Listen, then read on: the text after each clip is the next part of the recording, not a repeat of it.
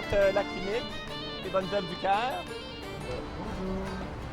On a déjà une petite patience maintenant qui nous attend. Elle a une petite princesse. Quel âge a-t-elle? Elle a 11 mois. 11 mois. Puisqu'il y a beaucoup de personnes atteintes de la maladie du cœur et qui n'ont pas d'argent. Maintenant... 19 mars 2006. L'équipe médicale de l'hôpital Sainte-Justine, dirigée par le docteur Joachim Miro, a son premier contact avec les familles marocaines. Un moment attendu et intense. On va faire le maximum pendant qu'on est ici et on vous promet de revenir aussi. Inch'Allah. Inch'Allah. Inch'Allah.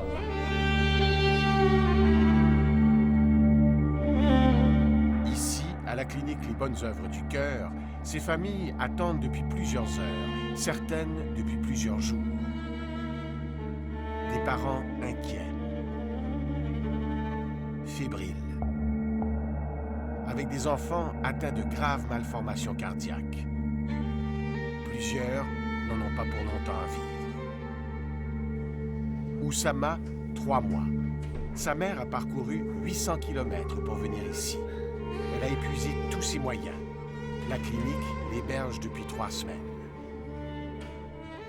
Dès la naissance, il suffoquait, c'est-à-dire ne peut pas respirer bien, il est devenu bleu. Il peut vivre comme il peut mourir.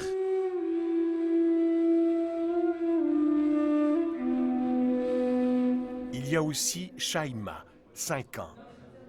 Elle vient d'un village au sud de Marrakech. Son teint est bleu par manque d'oxygène. Son énergie baisse à vue d'œil. Elle a dit que sa fille a un trou dans le cœur. Elle habite loin, à une ville qui s'appelle Chichawa.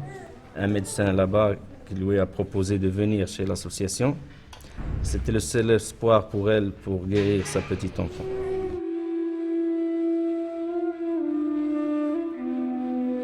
Et puis, il y a Rachid, 17 ans. Sa santé est précaire.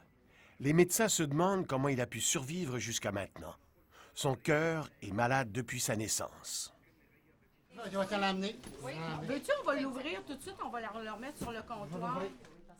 Dès son arrivée, l'équipe canadienne réalise l'ampleur du défi. Je vois des patients qui sont plus malades, donc le risque de complications plus grand, mais sauf qu'avec moins d'équipement. Je pense qu'il va falloir être préventif. Garder l'œil clinique dans le sens que l'équipement, c'est pas le tout, c'est le patient avant tout. On espère qu'on va l'améliorer et leur rendre la vie le plus normale possible. On se complique la vie un peu, je pense, à la maison parce qu'on a tellement d'équipements qu'il faut qu'on l'utilise. Puis ça va être bon de voir qu'on peut faire un bon travail avec un peu moins. Alors, tiens, on a amené de tout. Là. Ça vient de l'Institut. Ça, c'est des canunes d'arches.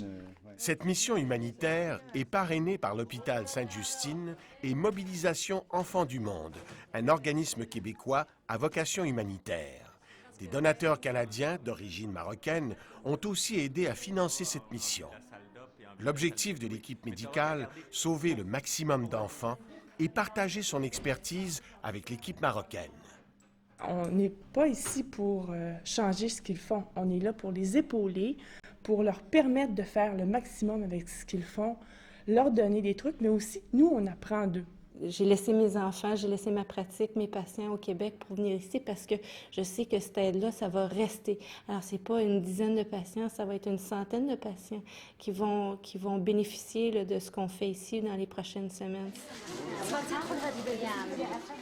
La situation dans la salle d'attente est chaotique. L'équipe marocaine, peu habituée à une telle affluence, semble dépassée par les événements. Il faut que je le fasse tout de suite. Moi, c'est ce que je le fais parce que c'est peut-être le rashkin de demain pour Dr. Miro. Sonia Ménard, infirmière à Sainte-Justine, prend l'initiative d'établir un système de première ligne. Moi, je suis l'infirmière de la salle d'opération, mais aujourd'hui, je donne un coup de main ici. Le poids et la taille des patients. Je vais essayer de prendre la saturation au tout début. Hier, c'était assez chaotique là, dans la salle d'attente. Et je vais essayer, aujourd'hui en cours de journée, d'habituer une Marocaine à utiliser ma méthode de travail. Parce que je pense que c'est une grosse faille qu'on retrouve ici, là. Moi, depuis 2 jours que je suis ici et que je me promène un peu partout, je pense que c'est vraiment organisation, méthode de travail. Il faut aussi établir des priorités. Des listes d'attente ont déjà été prévues. Les cas sont choisis selon le degré de complexité des malformations. Non, celle-là, je crois que c'est sûr qu'on va être capable de la prendre. La petite Salma qu'on avait avant hier. Salma, c'est sûr. L'autre, c'est le phénomène que j'appelle de la cour des miracles, c'est-à-dire que, bien sûr, les médecins et les patients directement sont au courant de notre présence ici et il y a énormément de pression pour voir des patients qui n'étaient pas sur notre liste initiale, une liste qui avait été discutée initialement avec nos correspondants des Bonnes œuvres du cœur. Et ça amène un phénomène qui est très dur sur le plan émotif.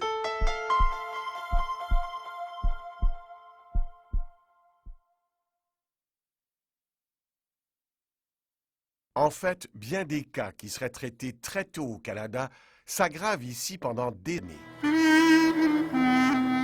Malformation cardiaque congénitale, mais aussi malformation causée par la fièvre rhumatismale, une infection au streptocoque qui commence souvent par un simple mal de gorge. Non traitée, cette infection peut, avec le temps, s'attaquer aux valves du cœur. Très répandue au Maroc, la fièvre rhumatismale fait maintenant l'objet d'un programme gouvernemental prévoyant sa disparition à l'aide d'antibiotiques.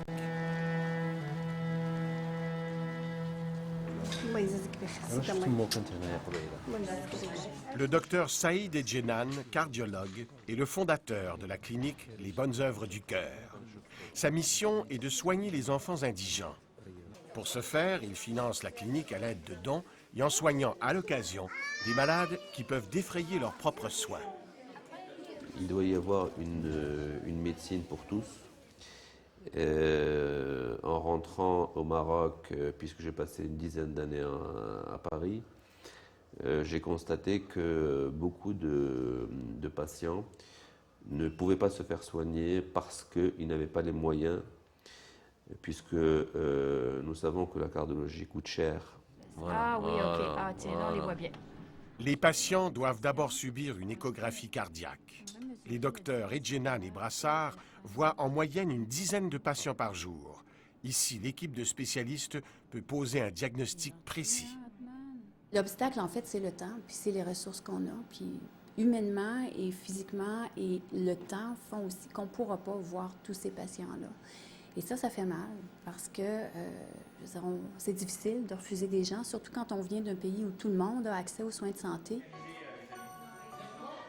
Au jour le jour, l'équipe marocaine et l'équipe canadienne apprennent à apprivoiser ensemble des cas complexes, tant en chirurgie cardiaque qu'en salle de cathétérisme. Cette mission exige beaucoup d'ajustements et d'adaptation.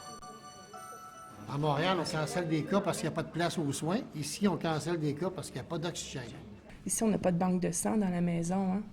Alors, le sang, on demande aux parents de donner de leur sang la veille de l'intervention. On demande à 6 individus compatibles, mais le sang ne reste pas dans la maison. Il est à la banque de sang quelque part au centre-ville et transporté par taxi. C'est une réalité qu'on n'a pas à Montréal, là. Et on a une patiente de 13 ans qui va avoir une prothèse d'âme plate sur une CIA. Tous les matins, lors d'une réunion, on discute des cas tout en tenant compte des défis techniques et des contraintes de la mission. Je ne sais pas si les perfusionnistes se sentent à l'aise tout de suite avec un patient de 5 mois, on va dire 5 kilos. Le défi principal, c'est de choisir de façon réaliste les patients dont les malformations pourront être corrigées, idéalement en une seule intervention. Le cas de la petite Shaima est prioritaire. Elle s'étouffe à répétition depuis sa naissance. Elle va subir un diagnostic par cathéter afin de déterminer précisément l'état de son cœur et de ses vaisseaux sanguins. Comme beaucoup d'enfants marocains, elle souffre d'une malformation congénitale qui n'a pu être traitée. La pathologie de Shaima se caractérise par un large trou dans la cloison qui sépare les 2 ventricules du cœur. Ce problème est aggravé par un sévère rétrécissement de la valve pulmonaire qui empêche le sang bleu désoxygéné de se rendre en quantité normale aux poumons pour y être oxygéné. Cela cause aussi un sous-développement des artères pulmonaires. Par conséquent, le sang bleu n'a d'autre choix que de passer en grande partie par l'ouverture entre les 2 ventricules où il se mélange au sang rouge oxygéné. C'est la raison pour laquelle le sang de Shaima est si pauvre en oxygène. le taux ne dépasse pas 50%. C'est nettement insuffisant. Shaima a désespérément besoin d'une opération.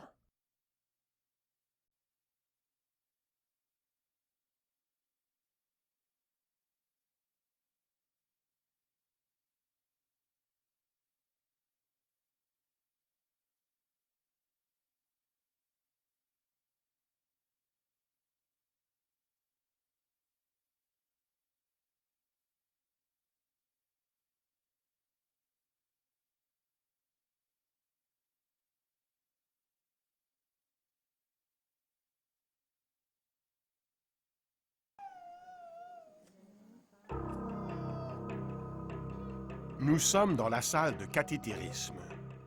L'équipe prépare Shaima pour son intervention.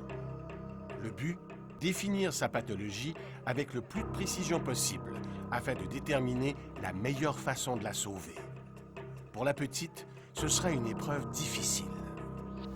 L'enfant est effectivement là, pas très confortable, mais comme elle est très malade, on veut absolument éviter de lui faire une anesthésie générale parce que c'est les patients qu'on n'arrive pas après ça à sortir du respirateur. C'est pour ça que ça va être un peu déplaisant. Ça n'aimons pas ça. On va se servir de son adrénaline à elle, justement, pour la garder stable. Ce que le docteur Miro et son équipe comptent faire, c'est d'abord introduire un cathéter dans la veine fémorale de l'aine et de le faire remonter jusqu'au cœur. En injectant un colorant, il pourra observer la nature et la gravité du blocage de la valve pulmonaire de Shaima.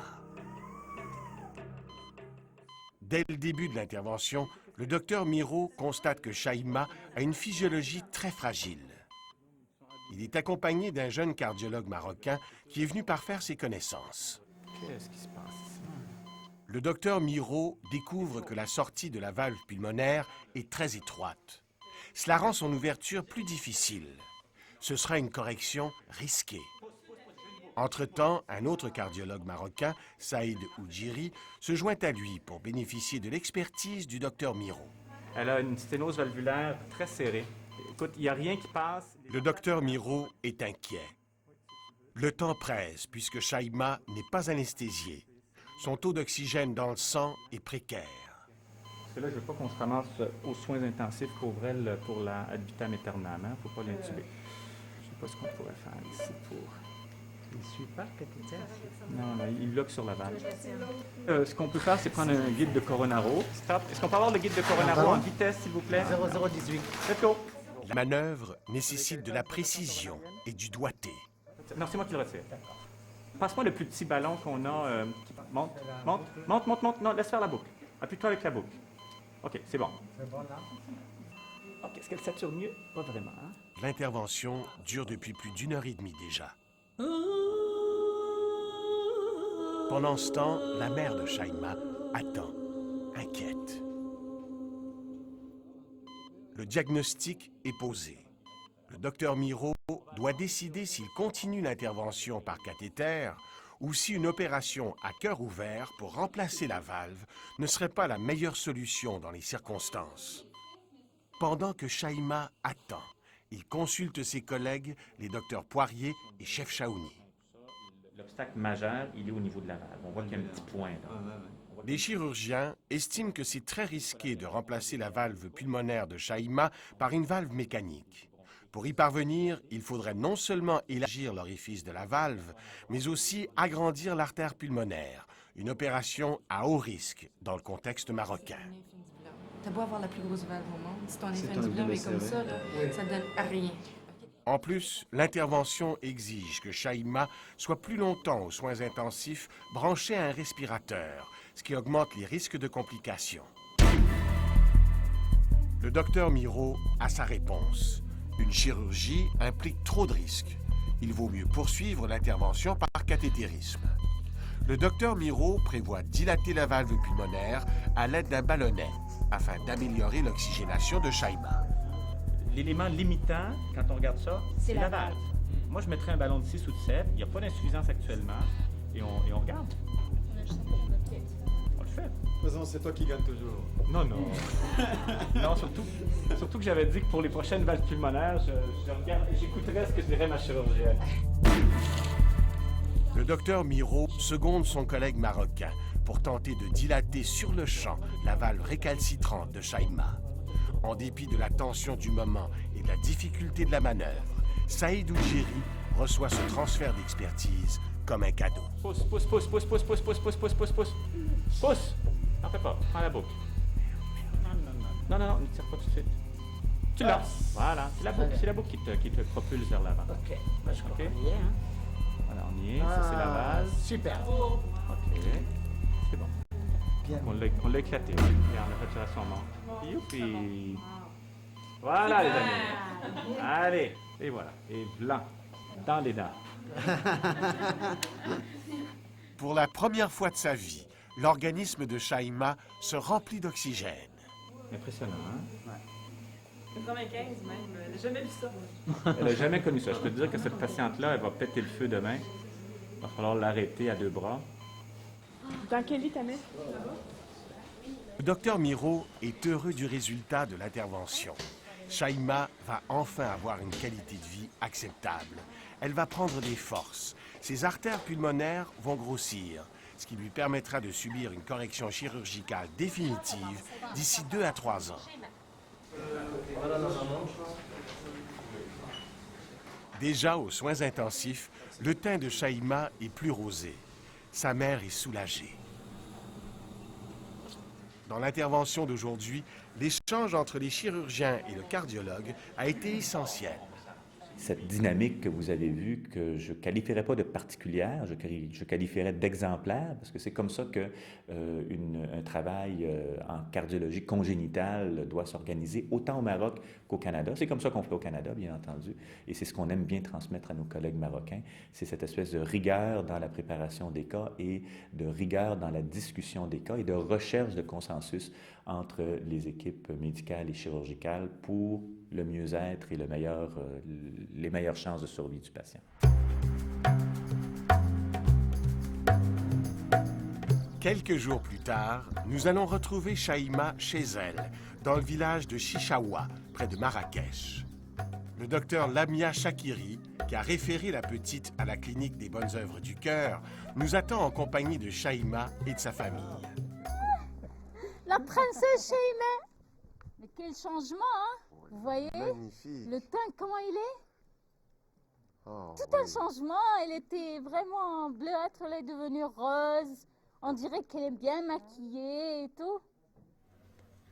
Shaima a déjà beaucoup plus d'énergie. Elle peut jouer avec les autres enfants et pourra aussi aller à l'école, ce qui lui était impossible avant. Voilà. Shaima prend aussi plaisir à servir le thé aux invités. Une première pour elle, ce qui la remplit de joie et de fierté. Elle est devenue active, elle s'alimente, elle marche, elle participe, elle ne dépend pas de sa mère. Elle est devenue autonome. Pour cette famille, les épreuves ont été nombreuses. قلت انا صافي ما غاديش باش نوصل ما عنديش باش نداويها غادا تبقى جريت بزاف مشيت للسبيطار دوزت حتى كملت الفلوس ما بقاوش عندي. Oui. Donc il a perdu espoir au début parce qu'il n'avait même pas les moyens de faire l'intervention pour sa petite fille. Malgré qu'elle la voit à chaque fois, elle est en train de mourir avec ses malaises anoxiques, il a perdu espoir. C'est la pauvreté. C'est la pauvreté qui a fait ça. كنزيدو نتباكاو مزيان كنطيحو نزيدو نتباكاو كيعيط عليا نجيو نزيدو نتباكاو وميتة. À chaque fois, pour lui, à chaque fois qu'elle faisait des malaises anoxiques, elle commençait à pleurer. Donc c'est comme un décès pour la petite fille. Aujourd'hui, c'est un grand jour. La famille de Shaima est comblée. Pour la famille, c'est comme une fête. Chaque jour, il y aura une fête pour la petite. Il y a d'autres princesses, mais la princesse la plus chère, c'est Shaima.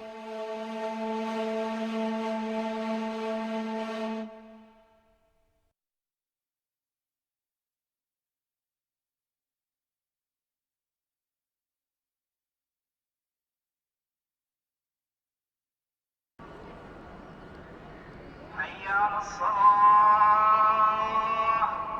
حي على الصلاة 27 mars 2006. Deuxième semaine de la mission. Dans ce qu'il est, hein, Ce matin, les deux équipes, marocaines et canadiennes, se réunissent pour faire le point sur le déroulement de la mission. L'important n'est pas tellement le nombre de patients qu'on va opérer cette semaine, mais c'est surtout ce qu'on va vous laisser en don, c'est-à-dire des connaissances qui vont vous permettre tranquillement d'améliorer et votre efficacité pour faire le plus de travail possible et la complexité de vos gestes. Et vous faites un travail exceptionnel avec un nombre très restreint de personnes. La plus grande leçon qu'on a à tirer de cette mission, pour nous ici, c'est que nous sommes des amateurs, vous êtes des professionnels. Non, attendez, ce n'est pas vous jeter des fleurs, c'est une réalité. Nous travaillons comme des artisans, vous travaillez comme une industrie. Vous avez plus de rigueur dans l'organisation que nous n'avons pas.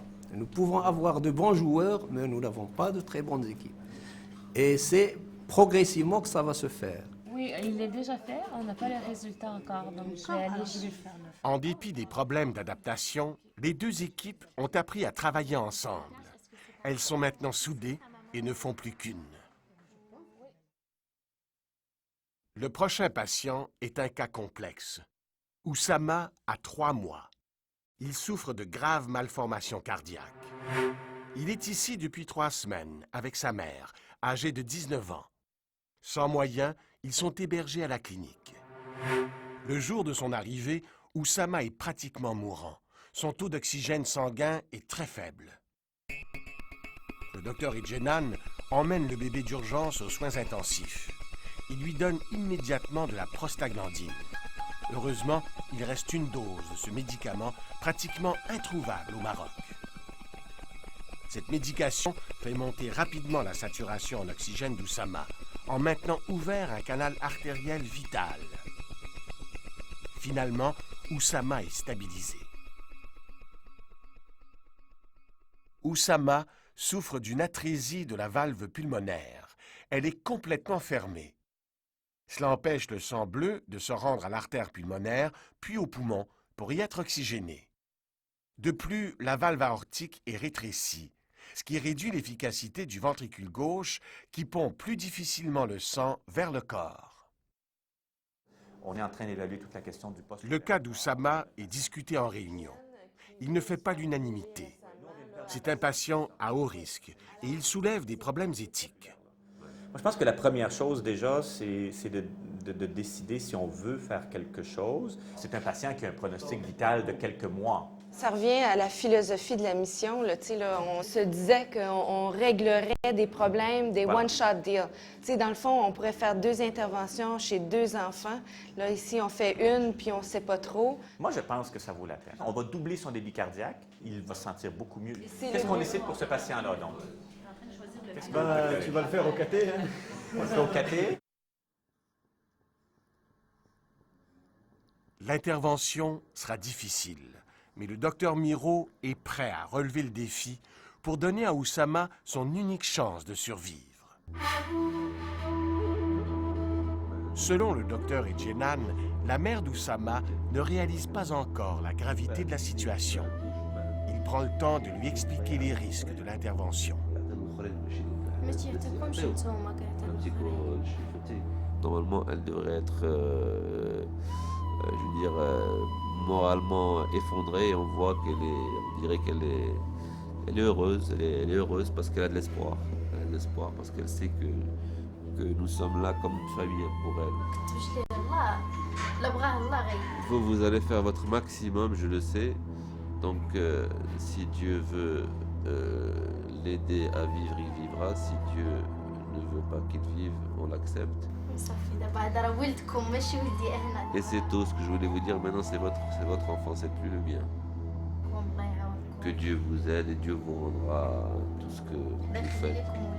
Que Dieu protège vos enfants, vos familles. Et merci.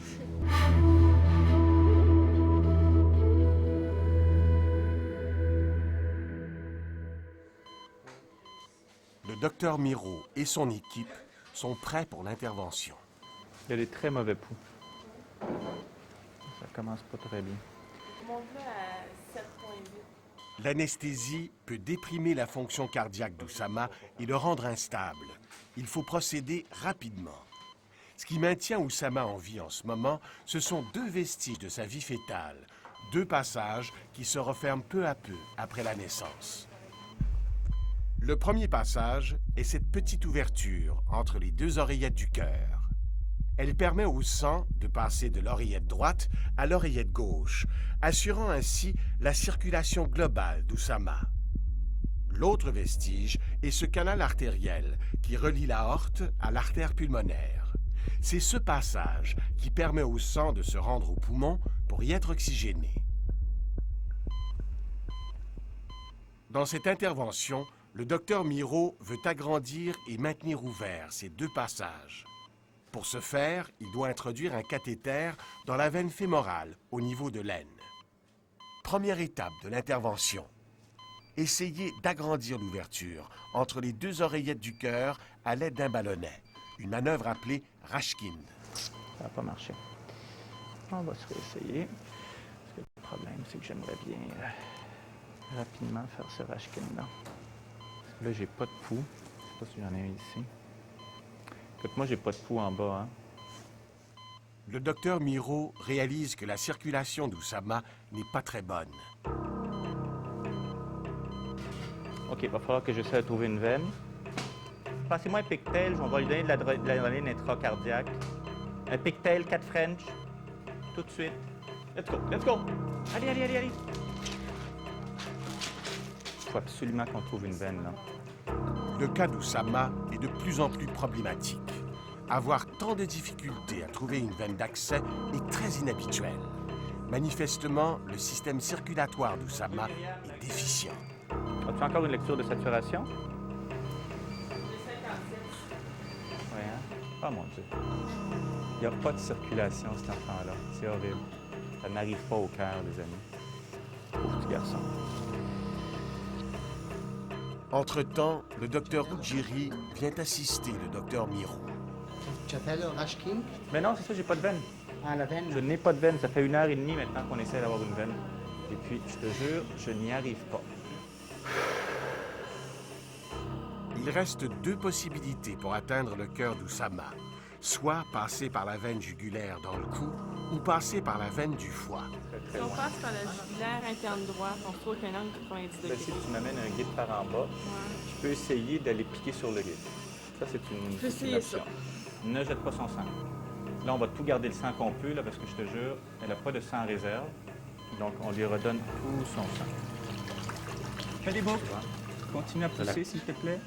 Continue à... Non! Ah! Non, non, non, ne pousse plus. Non, je ne pousse pas. Reviens plutôt, reviens. Ah, merde! On a perdu notre position. Cette fois-ci, le cathéter est entré. Pousse, pousse, pousse. Pendant ce temps-là, Oussama faiblit. Bon, la pression est très, très, très, très basse ici. Non, il va pas bien. Adrénaline. Adrénaline in. OK, il faut retirer tout ça, là, ça marche pas. Je pense qu'on va devoir le faire par transhépatique. Advienne que pourra. Go! C'est la tentative de la dernière chance. Le docteur Miro va percer la paroi du foie afin de faire passer un cathéter dans la veine transhépatique et rejoindre le cœur. On s'en va dans le foie. Allez, rentre dans le foie. OK, Myriam, on a piqué le foie. Et là encore, la veine est difficile à trouver. Moi, je pense qu'on ira nulle part chez cet enfant-là. On ne pourra rien faire pour lui.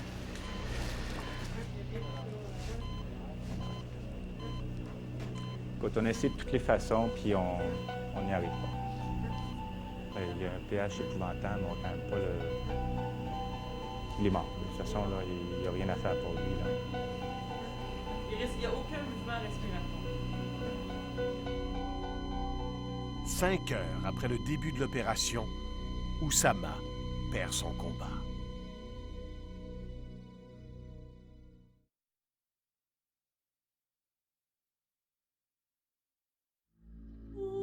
On n'aime pas laisser un enfant derrière. On ne veut pas en laisser aucun derrière. On veut tous les ramener avec nous de façon tous en bonne santé, confortables. On veut les rendre à leurs parents. En général, c'est ça. On les prend pour mieux les rendre. mais celui-là, on ne l'a pas rendu.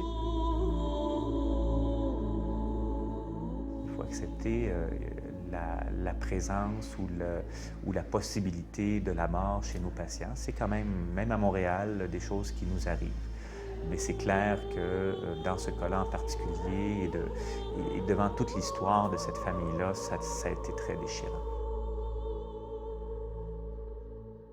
C'est des musulmans très pratiquants et même avant l'intervention, elle nous a dit que le sort de son enfant était entre nos mains et entre celui de Allah. Et elle nous a dit à peu près la même chose après. Elle nous a dit qu'elle acceptait le verdict de Dieu. Et quelqu'un après m'a sorti une sourate du Coran qui dit que Dieu n'aime pas souffrir les enfants et c'est pour ça qu'il les rappelle.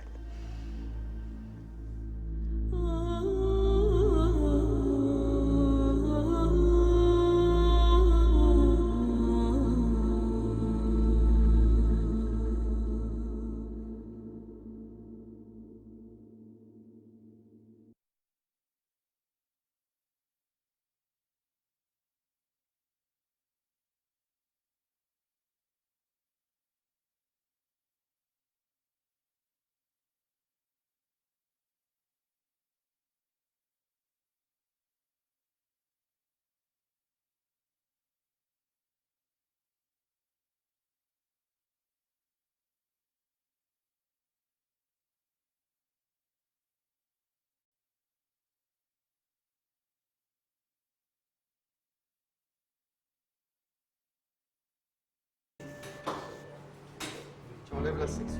Tu laisses Les docteurs Poirier et Chef Chaouni sont extrêmement concentrés. La vie de Rachid est entre leurs mains. À 17 ans, Rachid a toujours eu le cœur malade. Il est constamment essoufflé, il n'a pas d'énergie et son espérance de vie est très limitée. La valve aortique, située entre le ventricule gauche et l'aorte, est anormale. L'orifice est trop petit. En conséquence, elle réduit considérablement le flot sanguin provenant du ventricule gauche qui pompe le sang oxygéné vers l'aorte et le corps tout entier. Le ventricule gauche, qui lutte contre cette obstruction depuis des années, s'est épaissi. À cause de cela, la chambre interne du ventricule est trop petite et n'arrive pas à pomper assez de sang vers l'organisme à chaque battement du cœur. Pour sauver Rachid, les chirurgiens doivent changer sa valve. On l'opère à cœur ouvert. Son organisme est branché sur un cœur-poumon artificiel pour maintenir sa circulation sanguine et son oxygénation pendant l'opération. Car le cœur doit rester immobile pour permettre aux chirurgiens de poser des gestes précis. On va vous donner la gauche. Les chirurgiens enlèvent la valve déformée, agrandissent l'orifice le plus possible et installent une valve mécanique, ce qui sera beaucoup plus efficace. Grâce à l'habileté des chirurgiens, l'opération est réussie.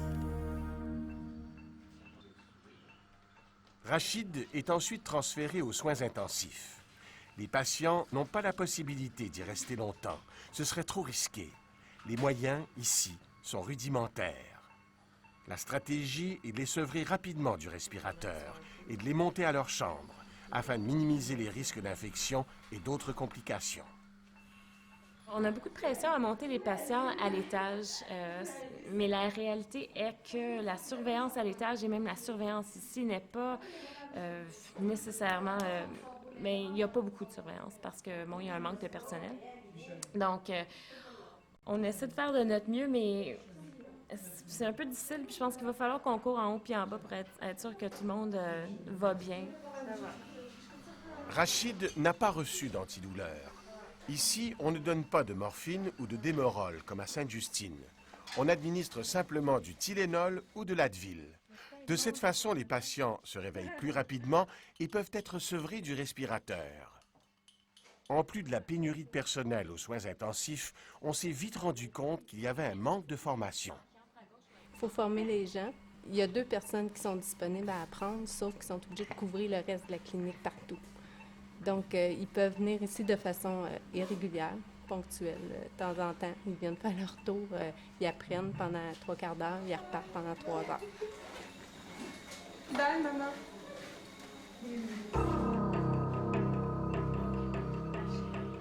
Dans la nuit suivant son opération, Rachid ne va pas bien. Ses fonctions cardiaques s'affaiblissent. Son cœur se comporte comme s'il avait subi un gros infarctus.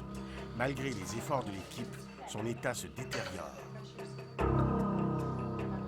Moi, je suis prête, j'ai tous mes médicaments de réanimation. Le lendemain, c'est le branle-bas de combat. On décide d'amener Rachid d'urgence en salle de cathétérisme. 1, 2, 3, go! Marocains et Canadiens travaillent de concert. Tout le monde se mobilise pour sauver Rachid. Il faut absolument savoir pourquoi son muscle cardiaque souffre tant. Les docteurs Miro et Ujiri entreprennent un cathétérisme exploratoire pour tenter d'identifier le problème. On a un cathéter à wedge 7 French ici. Rendez même pas le guide dans la ascendante. D'accord. OK, il a les coronaires normales à gauche, à droite, c'est sûr que ça va être normal. OK, parfait. OK. Le docteur Miro a une première réponse. Les artères coronaires qui oxygènent le cœur vont bien. Le problème n'est pas là. On pourrait aller dans l'artère pulmonaire avec le pictel pour être sûr qu'il n'y a pas d'obstruction nulle part. Tu comprends? Finalement, on se rend jusqu'à l'artère pulmonaire. Regardez ça, c'est très beau, là. On voit très bien la valve qui s'ouvre, qui se ferme. La valve mécanique fonctionne très bien. Ce n'est pas la cause du problème de Rachid. On reprend un cathéter de coronaro droit. On a piqué la veine, on est là. Le transfert d'expertise du docteur Miro à son collègue marocain prend toute son importance. On va faire une angine dans l'artère pulmonaire avec l'évophase pour voir ce qu'il y a en dessous de la valve. Oui, tu retournes dans la haute. Descends. Le docteur Miro vérifie aussi s'il n'y a pas d'obstruction dans l'aorte au niveau de la valve. Fais juste le pousser. Regarde, tu vois, tu bloques. Non, il n'y a aucun danger. Là, tu es pris quelque part. Oui, là, OK. Vous êtes doucement. Ayant fait le tour de la question, le docteur Miro a trouvé le problème de Rachid. Son cœur a simplement subi un traumatisme. Rachid va pouvoir récupérer lentement. Il a eu une ischémie sérieuse, c'est tout. Les malformations cardiaques de Rachid étaient sévères. Lors de la première opération à cœur ouvert, le muscle cardiaque a été arrêté et privé d'oxygène pendant une bonne période de temps. Malgré toutes les mesures prises pour le protéger, le ventricule gauche de Rachid, déjà hypothéqué, en a souffert. Ses cellules ont été endommagées. Mais l'équipe est confiante qu'avec du repos, son cœur guérira et se remettra de cette épreuve. De retour à sa chambre, Rachid est attendu par sa famille, dont sa sœur qui l'a accompagné sans relâche pendant tout son séjour à l'hôpital.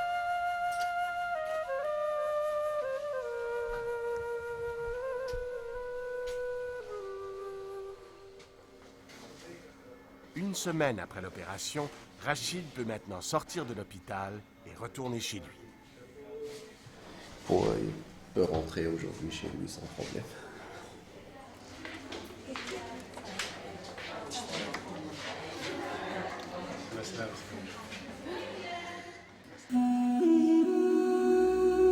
Cette mission humanitaire a été une expérience unique pour plusieurs. En tout, 41 patients ont subi soit un cathétérisme ou une chirurgie cardiaque. Chaque équipe a progressé selon ses compétences, tant du côté marocain que canadien. On travaillait petit à petit, et maintenant on travaille avec rapidité, avec beaucoup d'effectifs, il est important. Et vraiment, ça me touche énormément parce qu'il s'agit des 10 minutes de mon peuple. Ça nous permet de voir un petit peu et de travailler avec des équipes et pour pouvoir avancer sur le plan technique pour le bienfait des enfants. On revient à nos instincts, notre évaluation clinique, et puis qui n'est pas une mauvaise chose. Alors on a réappris à évaluer les enfants d'une autre façon. Ils nous ont réservé naturellement les plus grosses pathologies à voir, puis on a vu des vrais casse-têtes là, pour nous. Mais donc c'est très enrichissant au plan professionnel, puis au plan humain aussi. C'est cette synergie entre ces deux équipes marocaines et canadiennes que j'ai trouvée extraordinaire.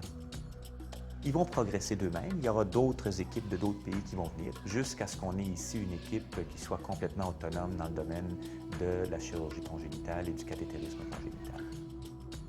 Ça me fait beaucoup plaisir de voir des gens qui commencent et qui ont tellement de volonté. Ça nous rappelle pourquoi on fait ce qu'on fait, vraiment.